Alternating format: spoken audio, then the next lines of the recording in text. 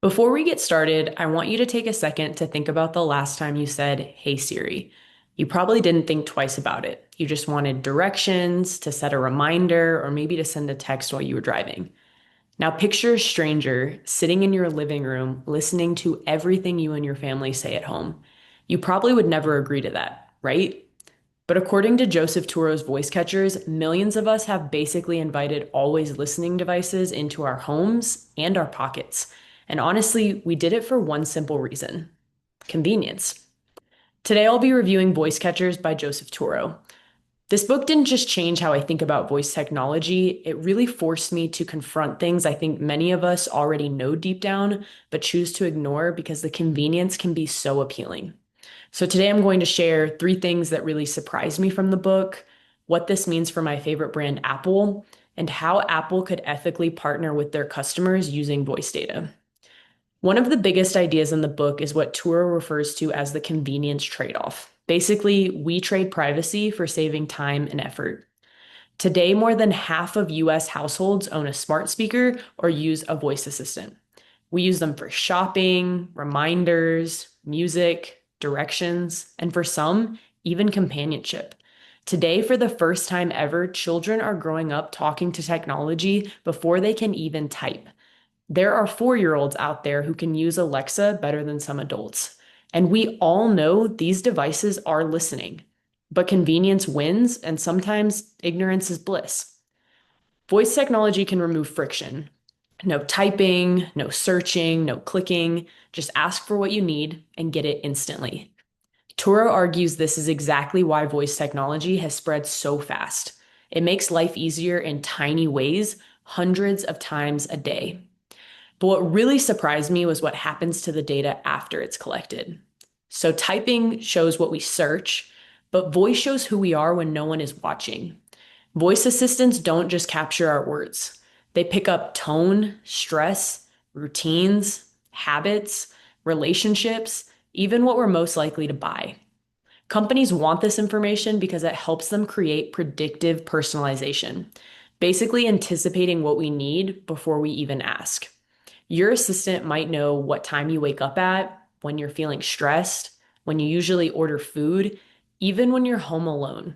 That's a level of intimacy way beyond traditional online tracking. And that leads to the third thing that surprised and honestly worried me the most: how this technology could be shaping our relationships and social skills in ways that we don't fully understand yet. The book mentions that most voice assistants use female voices: Siri, Alexa, Google Assistant, and they are intentionally designed to be polite, agreeable, never offended, and never tired. As Turo started talking about the social effects of voice technology, my mind immediately went to the loneliness epidemic in the US. This is something we talk about a lot across the YMCA movement where I work. A big part of what we focus on is creating spaces where people feel like they truly belong and can actually connect with others. The US Surgeon General has even declared loneliness a public health crisis. Social skills and in-person interactions are declining, and a lot of people, especially young adults and men, are struggling to build meaningful connections. And as you mentioned in class, lonely young men generally are not a great trend for society. At the same time, we're turning more and more to devices that respond instantly, never judge, and never set boundaries. Something in the book that really surprised me was that early on, if someone said something sexually harassing or inappropriate to Siri or Alexa, the assistant would basically just let it happen. People actually had to fight the tech companies to change this. Now imagine millions of people interacting every day with a female voiced assistant that never says no, never gets upset, and accepts any command or tone. If technology starts replacing real human interaction, especially for people who are already lonely, what does that teach people about relationships and specifically how women should be treated by men? That's where this book really made me stop and think about the long-term social impact of convenience. So, what does all of this mean for brands today? My favorite brand is Apple, which is probably obvious since I have almost all of their devices. But a big reason for this is because they promise something almost no other tech company does: that your data belongs to you, not to them. But at the same time, they're also the company behind Siri, a device that listens to our voices, learns our routines, and could one day know more about us than our closest friends and family. This creates a real tension between convenience and trust. Voice assistants highlight a major challenge for Apple. The more helpful Siri becomes, the more data Siri needs. Apple wants Siri to predict what we need, personalize our experience, and anticipate our behavior. But Apple also promises minimal data collection, on device processing, meaning your voice data stays on your device, and total transparency. This creates a huge balancing act between convenience and trust. If Apple gets voice technology right, they could become the most trusted AI company in the world. If they get it wrong, they risk breaking the very thing that keeps their customers loyal. So the question becomes, how can Apple use voice data in a way that feels more like a partnership for their customers instead of surveillance? One way to do this would be if Apple created a feature called Siri Safe Arrival Mode, a fully opt-in, privacy-first safety feature. Here's how it could work. A woman is walking to her car at night and says, "Hey Siri, I'm walking to my car."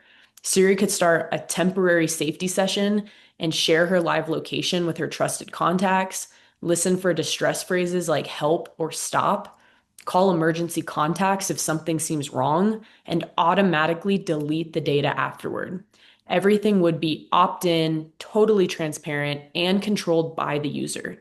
This would turn voice technology from surveillance into empowerment, and it helps to answer the big question everyone wants to know. What's in it for me? Safety, peace of mind, real value. This is exactly the kind of mutual value Turo says companies need to create if they want people to actually trust them. Voice assistants started out as just a convenience, a faster way to set a timer, send a text, or play a song. But voice catcher shows they are becoming something much bigger. They're quietly reshaping how we interact with technology, how companies understand us, and maybe even how we relate to each other. Throughout this review, we've seen that we trade privacy for convenience every single day. We have learned that voice data is some of the most personal data we've ever created. And most importantly, brands can't just ask for our trust anymore. They actually have to earn it. If Apple can lead the way with transparency, consent, and real value for their users, they have the chance to redefine what ethical AI looks like. Because the future of voice technology won't be decided by algorithms alone. It will be decided by how much trust we're willing to give and how much companies are willing to deserve.